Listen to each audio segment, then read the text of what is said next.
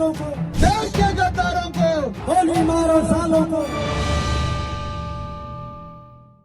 नमस्कार, आदाब, सत श्री अकाल, जय भीम, जोहार। मेरा नाम है नवीन कुमार।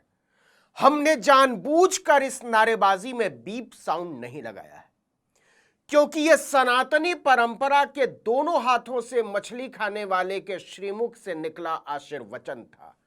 खुलकर बोलो, देश के गद्दारों को गोली मारो सालों को। और खुलकर बोलो, वो तुम्हारे घर में घुसकर बेटियों पर टूट पड़ेंगे। सुप्रीम कोर्ट ने साफ कहा है कि भाजपा के इन दोनों नेताओं के बयानों में किसी समुदाय को लेकर कोई नफरत नहीं थी। बिल्कुल सही सुना सर जी।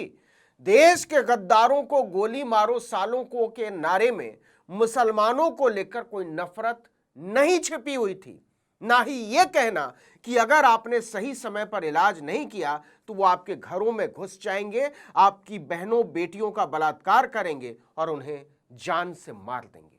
ये बात प्रवेश वर्मा ने की थी।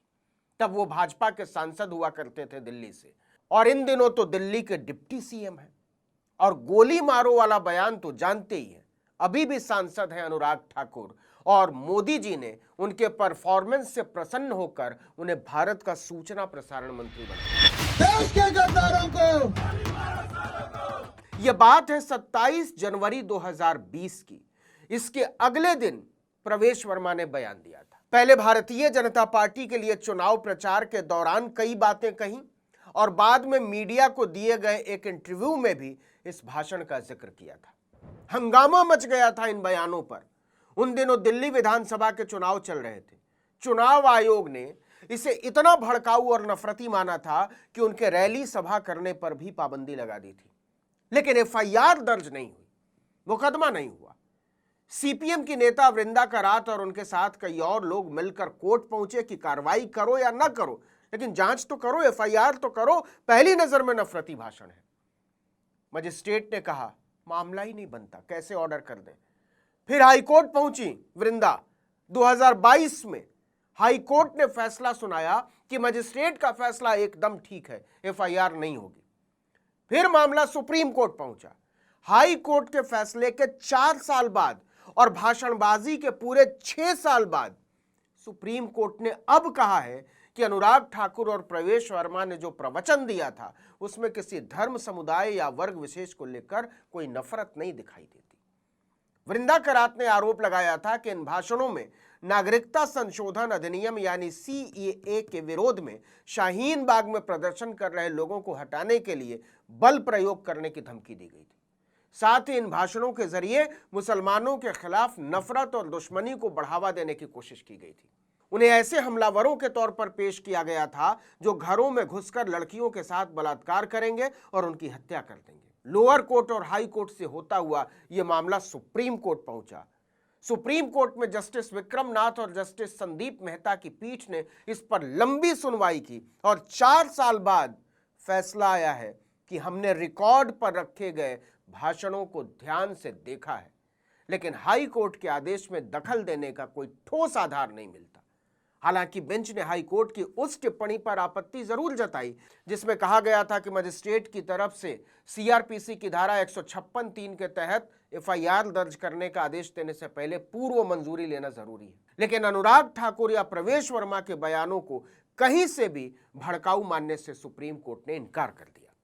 कोर्ट ने साफ तौर पर कहा कि रिकॉर्ड पर मौजूद सामग्री जिसमें कथित भड़काऊ भाषण भी शामिल है, उन्हें देखने के बाद बीजेपी नेताओं के खिलाफ कोई भी संज्ञेय अपराध यानी कॉग्निजेबल ऑफेंस बनता हुआ नहीं दिखा। कोर्ट ने अपने फैसले में कहा कि हाई कोर्ट ने एक स्वतंत्र मूल्यांकन के आधार पर यह माना है कि विचाराधीन भाषणों में किसी भी संज्ञेय अपराध का होना जाहिर नहीं होता। हाई कोर्ट ने कहा कि यह बयान किसी विशेष समुदाय के खिलाफ निर्देशित नहीं थे और न ही इनसे हिंसा या सार्वजनिक अव्यवस्था भड़की। रिकॉर्ड पर रखी गई सामग्री जिसमें कथित भाषण, ट्रायल कोर्ट के सामने 26 फरवरी 2020 को पेश की गई स्टेटस रिपोर्ट और निचली अदालत में दर्ज किए गए कारण शामिल हैं। उन सब पर सावधानी पूर्वक विचार करने के बाद हम इस निष्कर्ष से सहमत हैं कि अनुराग ठाकुर और प्रवेश वर्मा के खिलाफ कोई भी संज्ञेय अपराध यानी कॉग्निजेबल ऑफेंस नहीं बनता है।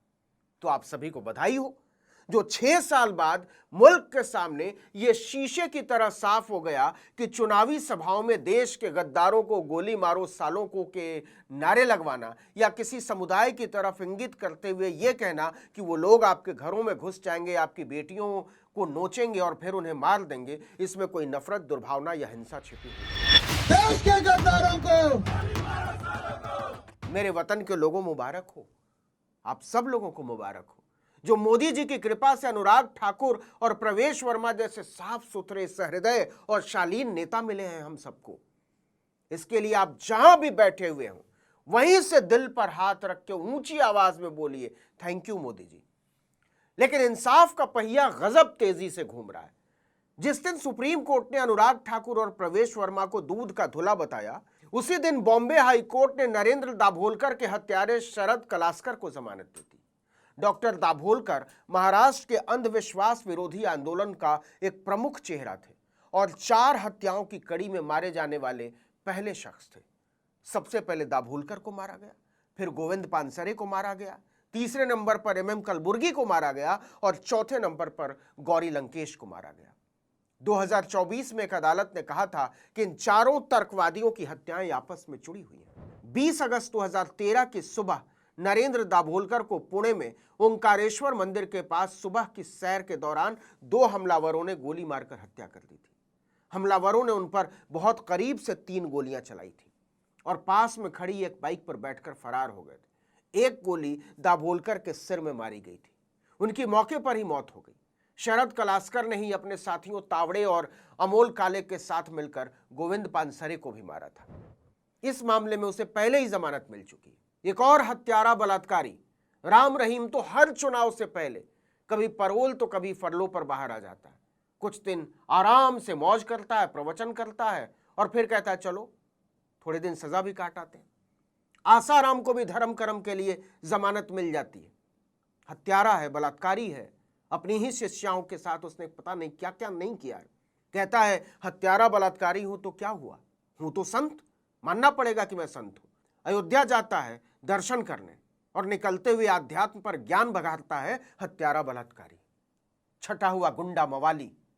मोदी जी और अमित शाह की कृपा से बिल्किस बानो केस के 11 के 11 हत्यारे सजा याफ्ता बलात्कारी और हत्यारे सजा पूरी करने से पहले छूट जाते हैं, माफी मिल जाती है।